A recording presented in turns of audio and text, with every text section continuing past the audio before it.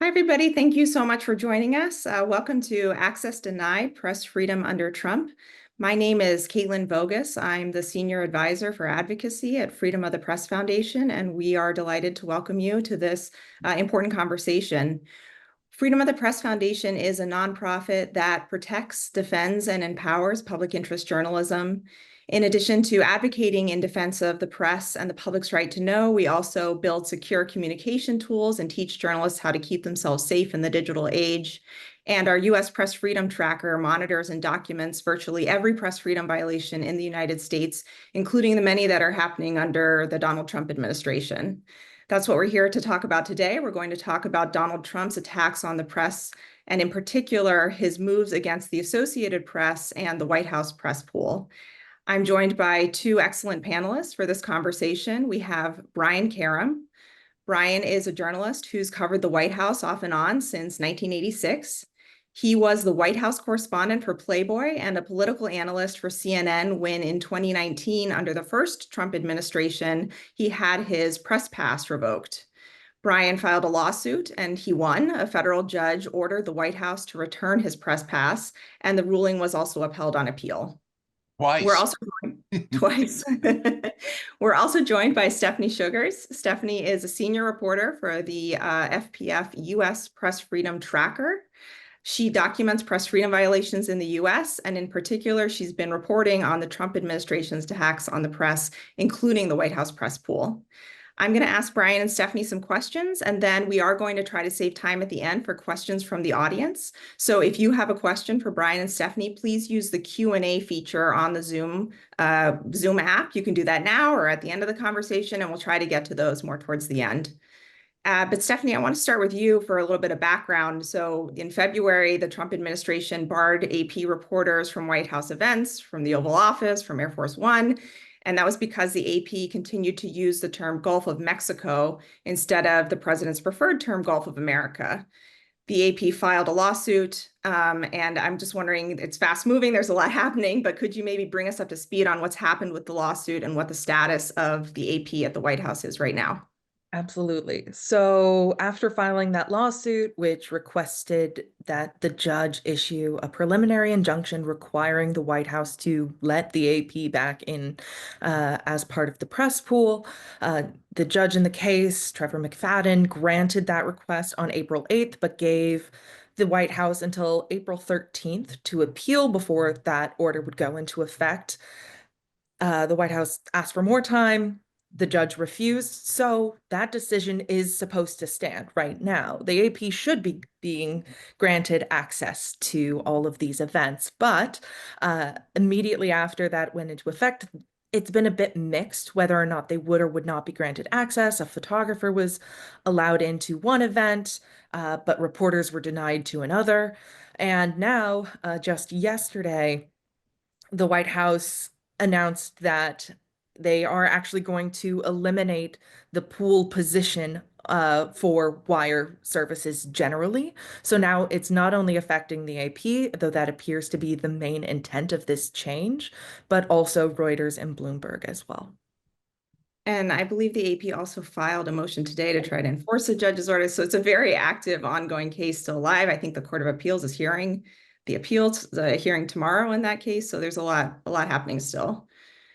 Brian, I wanted to ask you about what Stephanie was saying, where the White House basically kind of immediately found a way around the district court's ruling and found a new way to exclude the AP by just ending the regular reporting slot for the other wire services in the press pool. I think not only you've been a White House correspondent, but you've also worked in local news. So can you tell us a little bit about the impact on reporters and news outlets around the country and around the world from excluding the wire services from the press pool? Yeah, well, let's start with why he did this. This isn't just an attack on the AP. It's an attack on Bloomberg and it's an attack on Reuters. Two of the people who have asked some of the most pertinent questions to Donald Trump have been in Reuters, Jeff Mason and Steve Holland, over the last 8 years. He definitely doesn't like having them around. Today in the pool, you have TV crew is NBC, photos, Reuters, Getty, New York Times, AFP, the print, Washington Times, favorable to Donald, iHeartMedia Radio, favorable to Donald, secondary TV, EWTN, favorable to Donald, secondary print, the Daily Signal, favorable to Donald, new media, Christian Broadcast Network, favorable to Donald. The whole point of this is to limit those who will ask questions that Donald Trump doesn't want to answer. The effect, of course, for people across the country is a slanted view of the news. AP and Reuters and all those wire services supply news to newspapers who and radio stations and television stations who do not have the wherewithal, the means to put someone in the pool. And what is the pool? The pool is about 20 people, right? And it rotates on a daily basis. And that pool is there. It was originally envisioned as a dead pool. You were there to see what happened if the president, if you were a witness to whatever occurred while the president was in public. That was the whole reason for the pool. It evolved over the years to where he would take questions from the pool. He has now not taken questions from the open press. He only takes questions in front of the pool and claims that he takes dozens of questions and he's there every day to give you answers. The fact of the matter is he isn't. He has turned himself into a dictator with sycophants asking him questions. If I hear one more question about how great Donald Trump is from one of my colleagues, I think I'll have a coronary, which he might like. The fact of the matter is he doesn't want people like me. He's afraid of people like me. He's afraid of people like Jim Acosta. He's afraid of Jeff Mason. He's afraid of anyone who's going to ask him, Peter Alexander from NBC, who's also a very good reporter, and ask questions. But Jeff and Steve Holland have been on them from the beginning. And Donald Trump, from day one of this administration, he learned from his first administration. He used to conduct chopper talk, as we call it. He would walk from the White House to Marine One, and I blame myself for starting chopper talk. For the first 4 or 5 months of the Trump administration, he would just, and everyone's seen the pictures, presidents walking by to Marine One, waving and pretending like they can't hear. Then one day I saw him walking out of the White House. He was in this white shirt, red tie, the dark suit. His hair was fluttering in the breeze. For all the world, he looked like Rodney Dangerfield to me. And so I said, tough room, Mr. President. And he turned around and he goes, Playboy, what do you got? And from there, he stopped and realized he could take questions on that rope line, and he did it. But, you had to limit yourself to 10 or 15 word questions that he would ask, and you'd ask and he'd answer, and then on he went. He didn't show up in the briefing room until the last year of his administration during the beginning of COVID. He doesn't like to interact with large numbers of reporters because he cannot control them. So when he got into the White House this time, he has yet to be in the briefing room. His PEP secretary, I don't call her a press secretary, this is a PEP secretary who comes out with all that is needed are pom-poms and a cheerleading outfit. And it's basically propaganda. And they come out, will not answer a question truthfully, promotes propaganda, keeps the press from asking legitimate questions, calls on people in the room that are most favorable to him. And after 20 minutes, they're gone, 20 to 30 minutes twice a week. So instead of a daily briefing, it's once or twice a week. Instead of being in front of the whole press, Donald Trump is not there at all. And by the way, it started day one of this new administration. He would not put, we call it daily guidance. It's the president's daily schedule. He didn't have anyone in the office to do that. So he co-opted the White House Correspondents Association and had the president of the White House Correspondents Association for the first week publish the president's schedule. This is wrong. This is co-opting the press. This is putting us in a position of working for the president instead of calling truth to power. And after that, he then took over the pool and said he's going to take over the seating in the White House briefing room and assign the seats and then assign who's going to be in the pool. There is nothing that is more antithetical to the idea of free press, free speech, and speaking truth to power than the moves that Donald Trump has made in his second administration. This is all about destroying the free press by painting us. Look, he's going after universities. That's free speech and education. He's gone after Harvard. He's gone after other in Columbia who folded. He's gone after the press. We've tried to bow to him. There's no bowing to a bully. The fact of the matter is this man is dangerous for antithetical to the Constitution, for free speech and everything that our country stands for. Let me ask you about the effect on the members of the White House press corps. I mean, you are a member of the White House press corps. Yes. Are these attacks effective? Are reporters being cowed? Are they afraid to ask the hard questions? I mean, what do you think the actual impact has been? Well, the actual impact on those of us who have experience is not to be cowed, but he's not going to allow us to be in front of him to ask him the questions. It's only those who will kowtow to him that he will allow to be in there, which is one of the reasons why you often see in these interactions on Air Force One or interactions in the Oval Office, Donald Trump is asking, who are you with? What company are you with? Because he wants to know, so he can come back and say, "Oh, I like you." All right. I mean, and here's a clue. Whenever you hear him say, "Oh, good question," that means it's a it's a sycophantic question. It's not a good question. And here's the other problem. During the last 40 years, as the contrition in our industry has continued, started and has continued, there are people in that briefing room that when I first got there, the average, and I remember the first day I walked in, it was first person I met was Helen Thomas. The second person I met was Sam Donaldson. Sam said, Brian, that first row in the Brady briefing room there has about 200 years of experience on those 7 people, which is an average of about what, 25 years, 27 years apiece. He said, listen to every one of those people and learn from them. Today, if you look at the amount of experience in that first row, you're not going to find half of what it was when I first got there. And that's a problem.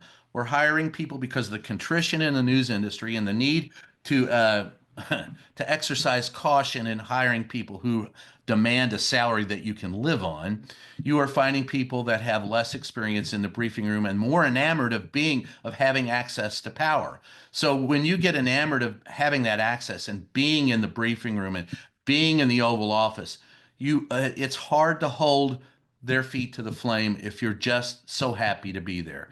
You have to have the experience to stand up to it. You've got to stand up to a bully. So it's been a muted effect on the press. It's the combination of a constriction of the media and then also Donald Trump's attempts using younger and less experienced reporters and intimidating them. So it has, and for those, and there's only about 5 or 6 people left in that briefing room who were there during the first Donald Trump administration who know, and that's not that long ago. Folks, that was just what, 5, 6 years ago. The heart of the matter is that the turnover has been such, and by limiting the wire services now, what he has done is eliminated 2 of the last people. This is aimed at Reuters and the AP. The AP has some experienced people there, but the 2 most experienced reporters in the wire service, Jeff Mason, right, and Steve Holland. And those 2 people being eliminated from the pool, it effectively eliminates some of the nuance and the background and the institutional knowledge needed to ask Donald Trump the hard questions. I want to ask you a little bit about the history of the first Trump administration too, and specifically your case where you had the hard pass that was revoked, perhaps for holding the president's feet to the fire, like you're saying is necessary. What kind of response or support did you get, whether it was from other members of the White House press corps, from lawyers, from other journalists generally? What support did you get, and what lessons did you learn about how journalists should be responding today to the attacks on the AP and now on all the wire services? Ted Boutros saved my butt 3 times. He is probably the preeminent First Amendment attorney in the United States and was not intimidated by Donald. I wasn't intimidated by Donald. My editors at Playboy weren't intimidated by Donald. Donald Trump always wanted to be Playboy. That was his whole goal in life at the beginning. So that without Ted, I probably would not have, professionally survived the ordeal. They lost to me 3 times in court, and it would have gone to the Supreme Court, but he was voted out of office, and before it could go to the Supreme Court, the machinations of the judicial system are, justice delayed is justice denied. Well, delay is delay is delay in the world of justice. So luckily, I kept my press pass, and he didn't do what he's done now, which would have been ignore it and kept me from coming in. He might do that now when I go back after shooting this documentary. But What I learned from it is something that everyone should take away from it. And I'm asked about it often. People go, well, gosh, why didn't a reporter stand up? Nobody's ever stood up to Donald Trump. And sometimes I look at my friend Jim, like I said, Acosta, the both of us lost our, and had to fight in court for our press pass. And there were plenty of people who stood up against him. As I said, Peter Alexander, April Ryan. I mean, at least 7 or 8 names come to mind, and none of them are still there in that briefing room. There are very few people who will push back, and you've got to push back. Do not give in to a bully. The only way to you deal with a bully is to stand up to them and force their hand. And Donald Trump, he got upset the other day. I'm the president of the United States. Show me some respect. Well, as my old man used to say, if you want respect, you show respect. Donald Trump shows no respect. The office deserves the respect, which is why I always call him Mr. President instead of hey idiot. Mr. President, I respect that office, but I have no respect for a man who calls me fake media, who encourages divisiveness, who tells me that I'm in the pockets of the left wing when my God in heaven, Biden people used to get upset with me because I'd say, why isn't he in the briefing room? The questions I asked Joe Biden, and they go, well, you don't ask him the same questions. Well, everyone deserves scrutiny, but everyone doesn't deserve the same level of scrutiny. I don't suspect that Joe Biden was involved in the nefarious activities that Donald Trump is. I suspected him of other nefarious activities and questioned him about them. I am not a partisan. If you're going to do your job right, you are not a partisan. You must hold everyone's feet to the fire equally. Vetted factual information is the rule of the game, and you do not ever say, thank you, Mr. President, and sit down. Ask a follow-up question. You mentioned standing up, and you mentioned Ted Boutros and how important he was, and you sued and you won, and the AP has sued and it's won, and yet they're not back in the room. And so I do still think lawsuits are important, courts are important. I'm a lawyer, so I definitely believe that, but we're seeing Trump defy court orders, frankly, at this point. And so I'm wondering, are there other things you suggest for journalists? Should they be writing about this, talking about this, making a lot of noise? Yes, we should be writing about all of it. And Caitlin, you're right. But the judicial, part of this, look, part of this is the fault of, people go, well, the Constitution is, poorly written, blah, blah, blah. No, it's not. The Constitution is a living document. Congress shall make no law respecting an establishment of a religion or prohibiting the free exercise thereof or abridging the freedom of speech or of the press or the right of the people peaceably to assemble and to petition the government for a redress of grievances. What a beautiful, beautiful sentence to start out the Constitution, the very first amendment to it. However, the failure of this government is not in the paper and what was put on paper. It is in the fault of the people at hand, those who have given in and bowed to this dictatorship. And that's Congress, it's the judiciary, it's the people at large, it's the press, it's everyone. If you bow to a bully, you will end up paying homage to that bully. And I simply refuse to do that. And I encourage everyone in the judiciary and Congress. I know people in Congress that are Republicans who say, I can't stand this guy. But they're afraid of being primaried from even farther to the right than they are. So they keep their mouth shut because they're also getting large donations from Donald and his minions. So the problem is, at the end of the day, unless you're willing to stand up, and that's everyone, and this all goes back to us. What was it that you tend to get the government that you deserve? Well, if you don't vote and you don't get involved, Donald Trump says he's speaking for the vast silent majority. By the way, that was a Richard Nixon term, and by the way, it was wrong then and it's wrong now. The vast silent majority are those who do not vote.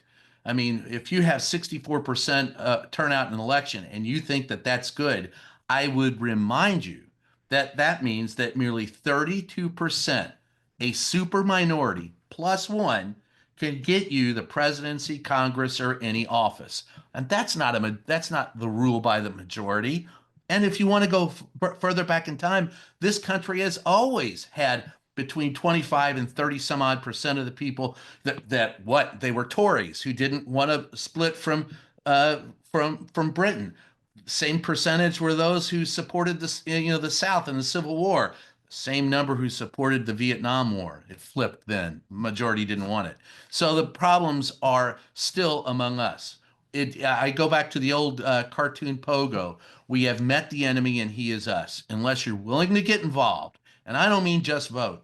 I mean drive elderly people to the polls, get on phone banks, be involved in mailers, go to your city council meeting and see what's going on. Go or get involved in the PTA to see what's going on. Start small, but get involved because, folks, this doesn't get better unless you get involved. You mentioned fear, and I think there is a lot of fear right now, and we've seen Trump retaliate against people who have stood up. And one of those groups actually, I think, is the White House Correspondents Association. And Stephanie, I wanted to ask you, You think Brian they alluded bowed? to this. Sorry, Brian? Did you say you think they have bowed? No. I'm saying that they stood up to Trump. We can talk about Yeah, all of their actions. I know I there's don't been think some they did, but go controversy. ahead. I'm sorry. Well, I think they did a little bit because they did send a letter on behalf of their members when this all first happened, objecting to what Trump was doing to the AP. So we can talk more about what happened, Brian. I know there's a lot more detail, but Trump responded by saying, okay, I'm going to take away control of the press pool from the White House Correspondents Association. And you mentioned that, Brian, but I wanted to give Stephanie a chance to just explain that a little bit more for folks who might not have been following it, because it is something the tracker documented as an attack on press freedom. So tell us about that, Stephanie, and why did you document that as an attack as well? Yeah, so near the end of February, the White House announced that they were going to wrest control over the assignments of the press pool. And that is so remarkable. And we documented it as an assault on press freedom because it violated more than a century of practice where the White House Correspondents Association has been in charge of assigning that rotating pool of reporters and photojournalists who accompany the president. And so part of the reason why that's so important is it helps ensure that, as Brian has been talking about, sycophants are not the only ones with access to the president, and ensuring that there is this sort of nonpartisan coverage that can be relied upon by the outlets and small newsrooms who don't have the capacity or resources to actually send their own reporters to the White House. So it was pretty clear that it was in connection with the attempts to stifle the Associated Press's coverage, but it has spiraled beyond that as well now, with both the White House floating the idea, as Brian mentioned, that they are going to take over the seat assignments within the press briefing room as well. But additionally, they elected to not distribute to pool reports, at least. In More, but you're April. right. Yeah, it's at least two that I'm aware of. There's almost assuredly more that were, when you look at the content of them, seemingly mundane. Nothing super salacious in them. One included details about reporter and a photographer for the AP being denied access again to join the pool. So it's alarming, and when you see all of these things in conjunction with each other and just how effectively this administration is taking steps to ensure that the only message that is getting out is one that they approve of. Okay, and thanks, Stephanie, for that background. That's really helpful. Brian, I do want to give you a chance to talk about your view of the White House Correspondents Association's response and what you think of what they've done and what they should be doing and how you see that going. Well, I think that they are weak and they are ineffective. And I think there is no longer someone like Helen Thomas, the head of the White House Correspondents Association. And that's not to say anything bad against Eugene, who's the current president. However, the moment that the president dictated to the White House Correspondents Association that they should put out the daily guidance, that should have been a point where the president of the White House Correspondents Association said, no, that's your job. My job is to cover you. They opened themselves up for all kinds of discomfort after that, in addition to canceling the speaker for the White House Correspondents Association dinner. That was screwed up on many levels. First of all, the president apparently appointed this person, hired this person before they screened this person to, ask them what they intended to do, which it should have been the other way around. Eugene wouldn't have even been the president. It was supposed to be Caitlin Collins, but she took another job in New York. And so instead of Caitlin from CNN being the president, Eugene became the president. He's a young guy, and he was made the treasurer. And for some reason, our bylaws indicated that the treasurer would take over the president's job. So it was a happenstance of misfortune and mistakes that led to what has occurred. But the White House Correspondents Association has a record over the last few years of not being the strong advocate they should be for the press. And I will go back to my own fight with the first Donald Trump administration. The WHCA was very slow in jumping in on that fight. And the problem is we are very cautious about the WHCA is very cautious about protecting the pool's rights and the largest group's rights, while not really caring too much about, and that's been the criticism against them for years, not caring too much about the rank and file. So when Donald Trump says, I'm going to reassign the seats in the White House press briefing room, there are literally hundreds of reporters with press passes who welcome that sound because if you notice, it's the same group gets the front seats all the time, and the White House calls on those front rows all the time.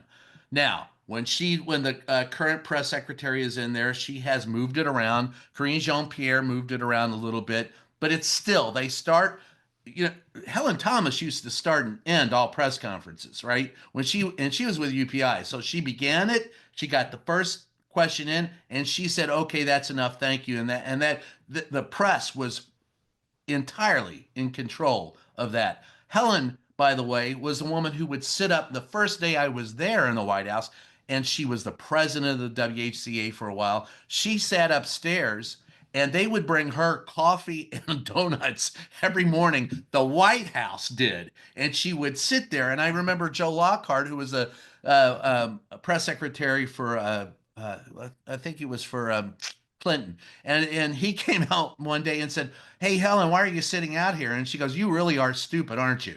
And he said, "Okay, I'll bite. Why am I stupid?" And she goes, "I can sit out here." And she would sit in upper press, and we all had offices. She'd sit right there and watch them, and she'd go, "I can sit here and watch you people and know what's going on before you do."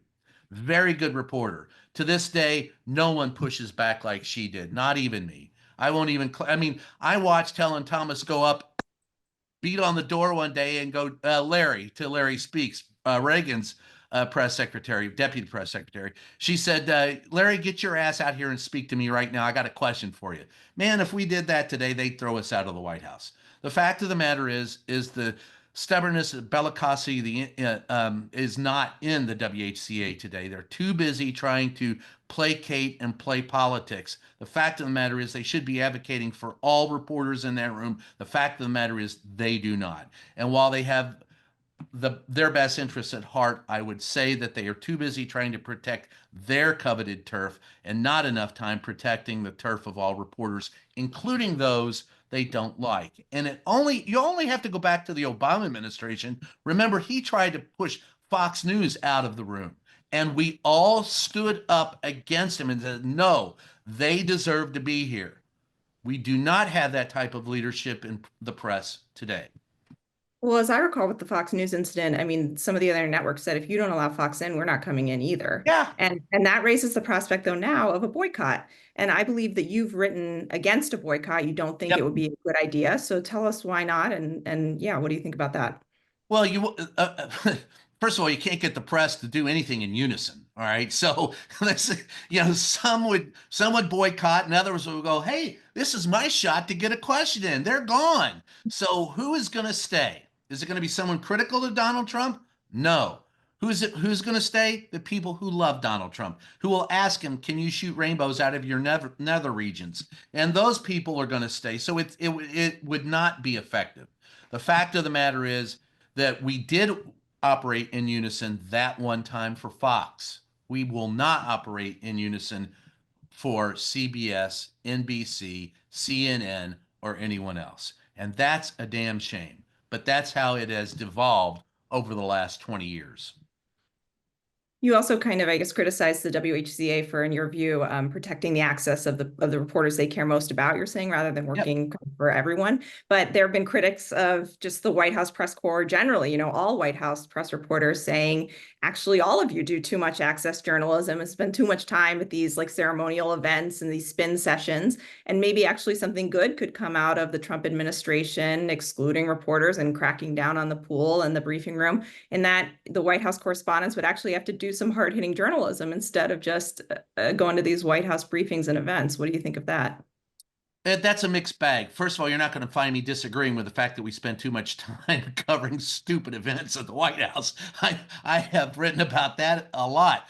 What access gives you, what it should give you, and where we screw it up, is it gives you access to people and getting to know the people inside. And like I love, for example, standing up in upper press when any president has a cabinet meeting. And I will stand in the hall and meet the members of the cabinet and their staff and introduce myself and get their contact information and use that for additional. That's how you use access, is to gain knowledge to who the players are so that you can then do real stories. It isn't about covering, gee, the president was on the White House South Lawn and got in a new Tesla and drove it around. Whee! That's not reporting. That's merely PR.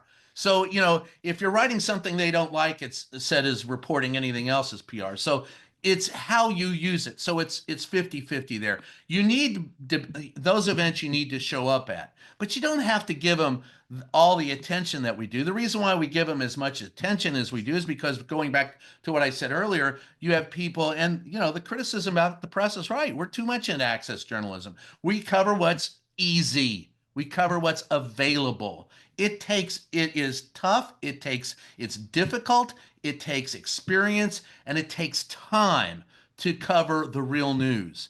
And we are not about that in the news today. We're about the quick, the salacious, the prurient, get it out there right now. This is what he said. This is what's going on. Let's go now. And that's why you have the turnover in, the news cycle is so quick these days. When was it said? Yesterday? We've completely forgotten about what happened 2 weeks ago. We can't be bothered with that. What fresh deviltry has happened today? Putting it in context and continuing coverage is the toughest thing to do as a reporter, and that takes time and it takes resources that most members of the press no longer have. With the contrition and the constriction of this business, how many times have we talked about layoffs in the newspaper industry? How many times have we talked about layoffs in TV or radio? So our numbers are dwindling, and all that's left for us to do, unless you have the institutional knowledge in your head, like, say, Steve Holland and Jeff Mason and those type of people, unless you are aware because you've been around, it's hard to put these things in context. So yes, that you are correct. We pay far too much attention to the shallowness that's going on, but we also are almost incapable of doing the job we need to do with the numbers that we have today.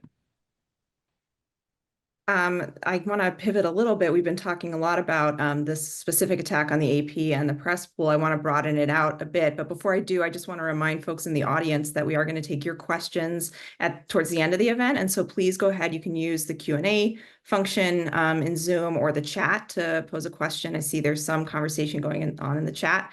And we will try to get to those questions towards the end. But I want to go back to you, Stephanie, to tell us, there have just been a truly astonishing number of attacks on the press since the beginning of the new administration, which is not even 100 days old yet. And I know at the U.S. Press Freedom Tracker, you've been working to document many of those attacks. So can you tell us maybe some highlights or lowlights, I guess we might say, of what the administration has been doing outside the AP, outside the press pool against press freedom? Yeah, so as you said, it's been a bit of an onslaught and coming from a lot of different angles from within the White House, the Trump administration, and his allies more generally in Congress. So one of the biggest things that we have seen has been the attempts to or full pulling of federal funding for outlets that that the government typically provides at least some financial support for, most notably with the complete gutting of the U.S. Agency for Global Media, which oversees Voice of America, which has gone more or less completely silent since, I believe, March 15th. And that the USAGM also provides funding for broadcasters all over the world. And this isn't new. Under Trump's first administration, they also uh, accused the Voice of America of being radical propaganda and very much are continuing that narrative now.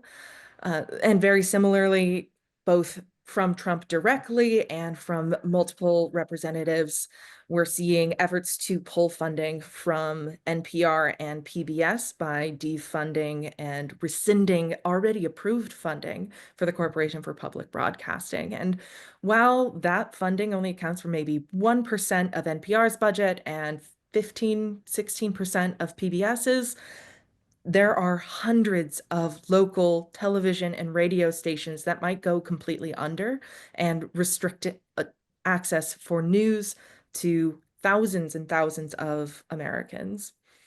And then we've also seen Brendan Carr using his position as the chair of the FCC to reopen and launch entirely new investigations of outlets that have been critical of Trump, have been the target of Trump's own lawsuits, but who also have reported on ICE raids. For example, there was a small broadcaster, KCBS, out in California, who Carr opened an investigation of because of their coverage of an ICE raid. So this sort of concerted effort is taking place across, and a lot of the targets remain the same across each, with NPR, PBS, CNN, NBC, the players you would more or less expect to be targets being targeted. And then the last thing that I want to make sure I highlight is also a concerted effort with Trump's cabinet to try and identify whistleblowers and leakers within their departments, and this willingness, this eagerness to use polygraph machines and other efforts to uncover these leakers, to really button down and have a firm hold on the information that is getting out, to even further put blinders on the media. Yeah, and I think we've seen DNI Tulsi Gabbard announce kind of some of the first leaks investigations that are already happening in the Trump administration. It's something that's been a huge concern for people in the press freedom community, because we saw leaks investigations skyrocket, of course, in the first Trump administration, and some very harsh sentences handed down for whistleblowers. So it's a huge concern. Brian, I wanted to ask you, as a reporter who talks to sources, talks to people in the government, are you seeing any sort of chilling effect in terms of people's willingness to speak to you? Well, in my case, since I've gone to jail to protect a confidential source, I still get people to talk to me. They go, well, hell, he's going to go to jail. I'll talk to him. So I still have some success doing it. But I would remind everyone that in this case, this is not the first administration to do it. This administration is doing it far more frequently and far more dangerously than others. But what the Obama administration used the Espionage Act, what, 7, 9 times to go after whistleblowers? This is every president since Ronald Reagan. And I'll say that point blank. And I mean, I have covered every president since Ronald Reagan. Every one of them has been complicit and guilty about destroying the First Amendment, free speech, and destroying our ability to use confidential sources. Donald Trump is merely a symptom of the problem, and he has compounded the problem by using everything that every other president has used to go after us, and he does it more angrily, more vociferously, and more actively. So that's the problem of Donald Trump. But I can't say that Donald Trump is the source of this problem. I can only say that, damn it, I wish somebody would step up and stop this problem, because there's simply nothing more egregious than the inability to gather information and then to gather vetted facts and give them to the public. I have 2 or 3 whistleblowers that I'm talking to now. I have to, before I even talk to them anymore, I make sure that they understand that they may need representation going forward, and I will help them out getting that information. Who will, and there are two or three projects. Mark Zaid comes to mind. There are other attorneys that are whistleblowers, attorneys that help them out. And that is what you need because the fact of the matter is this administration is going to go after anyone. They now have people, what, blowing the whistle on each other. If you're not, it's like something out of The Handmaid's Tale. I mean, if you're not a Christian, you're going to rat on people. Come on, give me a break. This is Donald Trump, a symptom of the problem, but this is end stage. This is an end stage cancer. That's I'm telling you, after 40 years of going through this, it's nothing I haven't seen. It's everything I've seen before, but it's all compiled in the last 87 days, and that's frightening. Yeah, on the topic of sources, I just want to give a quick plug for our digital security trainings that we offer at FPF. Folks can find those on our website, freedom.press. They talk a lot about how journalists and sources can communicate more securely, which is something really important because even if a reporter is willing to go to jail to protect their source, if you've left a huge digital trail of the communications, that is not always going to help, unfortunately. Well, to that point, Caitlin, I tell everyone, young reporters, and I've mentored a lot of them, get off your phone, meet these people in person, and make sure that you can talk to people person to person because I have in the past had digital communications from who I thought was one person but was another. So at the end of the day, you've got to, this is part of being a good reporter. Verify, verify, verify. And the only way to do that is to see someone face to face, and there's nothing wrong with a paper trail. If they've got information on paper, I'll take a picture of it. You can keep it. Nobody will need to know. I won't give it away. But you've got to be able to verify that information. And I don't care how encrypted your conversation is. I don't care how well you protect a digital conversation. It all can be had. So get out of the habit of relying on digital information to provide you with the vetted information and facts that you need. Do your job. Put in some. There was a long time ago.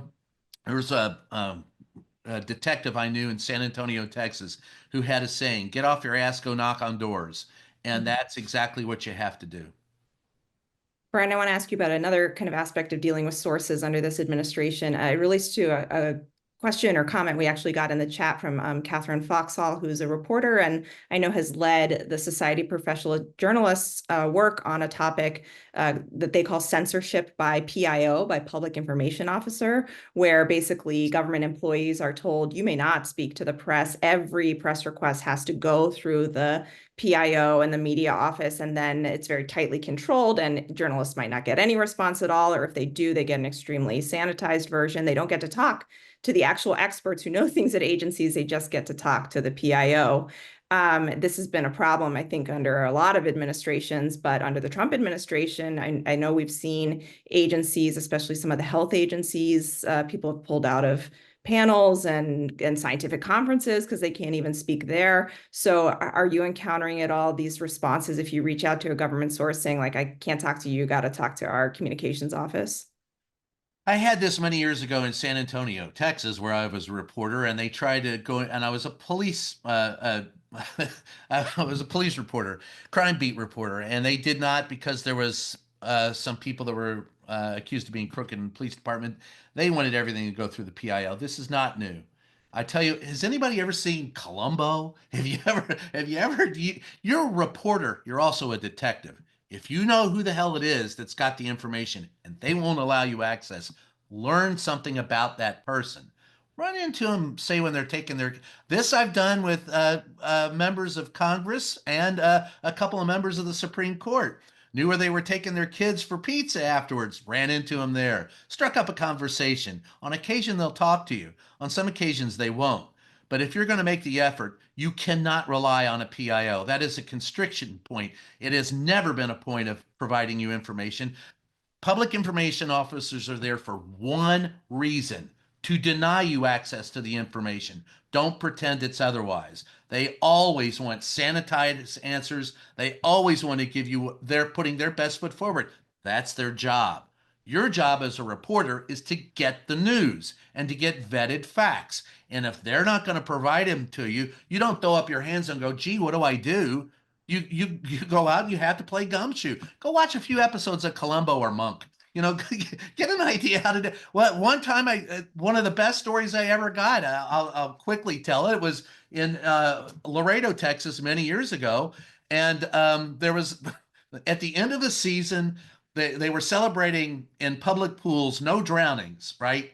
In the public pools, and one of the people there that were celebrating drowned during this public, party supporting, no drownings for the year. So I went and talked to the guy and I said, I pulled a Columbo line. I said, hey, I'm really sorry. My boss is making me ask this question, but, could you answer it? And he's going, yeah, oh, golly gee, I know you're just doing your job. And I got the story. You've got to be inventive. If all you're going to do is go to PIO, you're not actually doing your job as a reporter. I mentor young reporters all the time, and I tell them that's a starting point, not an ending point.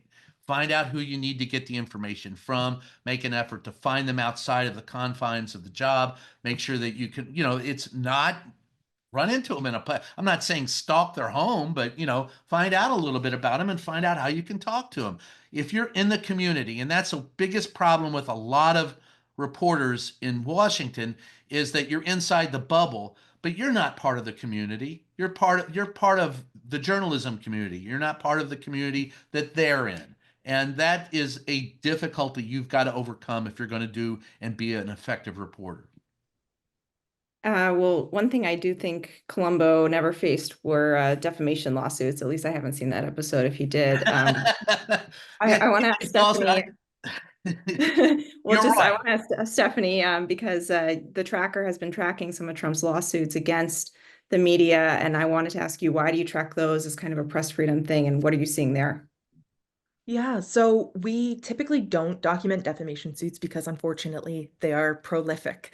But in the instance of those that Trump has filed since he became president-elect and under his new administration, we are following them because of the power that he now holds. The highest office in our country is suing media, who is also presumably supposed to be covering his administration critically, or at least with a critical eye to speak that truth to power. So it's just a particularly chilling and alarming position for a media agency to be put in. And that's not even getting into the financial ramifications, the FCC licensure threats, and all of the other sorts of levers of power that are now available to him. I do want to get to some audience questions, and so please keep them coming in the chat.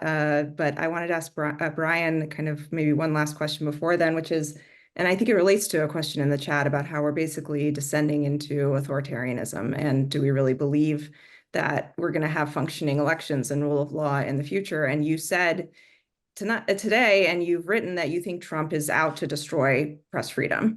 Yeah. And so if that is the ultimate goal of this administration, how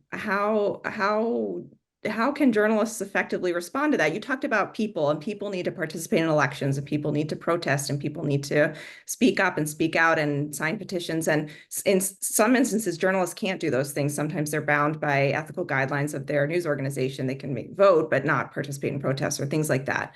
So what specifically is your message to journalists on how they should be responding to these attacks when they're coming from all sides and when it is so quickly slipping into this really disturbing territory? The hardest thing to do right now is to be a reporter on the beat. And I said during the first Trump administration, someone asked me, how would you cover the White House beat? And I said, I would tell everyone, send me your crime beat reporters who know how to do this. There are very few of them left, but I would say, send me your war correspondents too. The people who know how to get around and get the information. To the people on the ground, never give in and always keep pushing.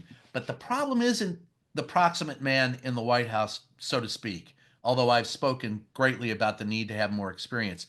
The problem are the bosses and the middle managers and those higher up who are dictating the policy to these reporters.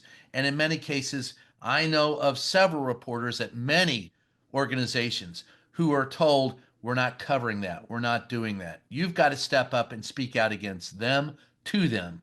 And that's difficult because we are finding that those people who own and operate the press and you know who you are, have bowed to Donald Trump already, thus making it difficult for those people in the field to do their job correctly. Fortunately, there are things like Substack and social media for those people to go to. You put yourself in harm's way, but man, I go back to one of my favorite people on the planet who was one of my mentors growing up, and it was Ben Bagdikian. And to the reporters, I quote Ben, quote, never forget your obligation is to the people. It is not at heart to those who pay you or to your editor or to your sources or to your friends or to the advancement of your career. It is to the public. And I wish more people would remember that. And I wish there were more editors who would remember that, because that is the God's honest truth. And if you're not there for the right reason, go home and let us who are do our jobs. So that's, I would say, stand up, be counted, do your job. For the owners, get out of the way and let your reporters do their job. Edit. Don't micromanage. Let them tell you what the stories are. The reporters are the ones that are, the way it's set up, at least the way I grew up, was that, when you came in, you were assigned a beat. You went out on a day and said, okay, here's what I found. This is, and you'd go back to your editor and you'd pitch a story idea. And your editor would go, okay, this, that, and the other thing. All right, maybe that's good. What do you have there? The best thing an editor can do for you is guide you. The worst thing that an editor could do is dictate to you what you're going to do. That's the same problem with reporters. When you go out of you may have an idea that this is the story when you walk out of the building. However, you have to listen to the facts and assemble the facts. And if your preconceived notion about what the story is does not jibe with the facts, you don't jettison the facts. You jettison your preconceived notion for the story and cover the story as the facts dictate. There has to be a lot more of that.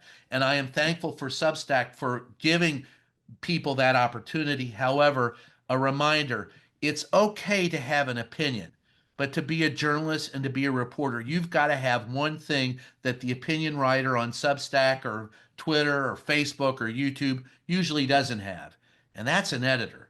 An editor sitting over your shoulder going, where did you get that information? That's spelled wrong. Is this a fact or is this your opinion? Cutting out the opinions and giving people facts, and label your opinions as opinion. If we do our job right, and I can't say this enough, the coin of the realm, and I do not care whether it's live streaming on video, audio, print, whatever. The coin of the realm is vetted factual information, and you've got to hammer that home. I will remind everyone, Donald Trump will take all the oxygen in the room you let him take. So when the Biden administration said, hey, we have this $1 trillion infrastructure bill. This is why we didn't, sink into a recession after COVID. And I would go, where's that story? Well, we already said it once. Where's that story, press? Keep covering the story, the facts. Do not let someone who's full of steer manure tell you what the facts are. Write the facts, continue to write the facts, follow the facts, cover the facts, show the facts, tell the facts.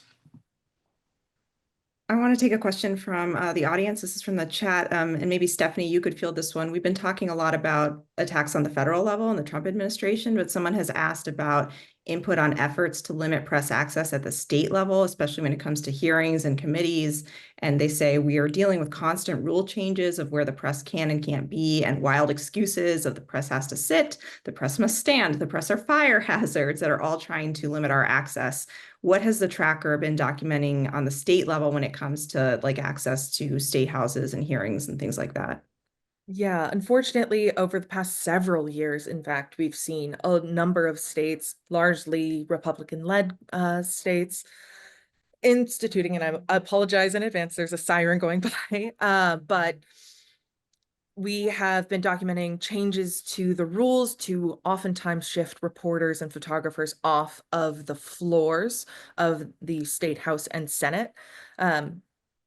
Some of them have justified it as an extension of rules that were placed during COVID, or as a safety measure, as the questioner sort of referenced, or simply to provide more space for the staff of the representatives. But that it continues to happen across these states is alarming. We have seen most recently, only in place for this session, a rule introduced in Washington that allows only those reporters who have been invited by a member of the state house to come into the wings of the chamber. Otherwise, it is passing through just to go directly to the press desk or directly to leave after a bit of kerfuffling around the giving of press credentials for that particular state house. But it is an ongoing issue, and this sort of ambiguity of the rules and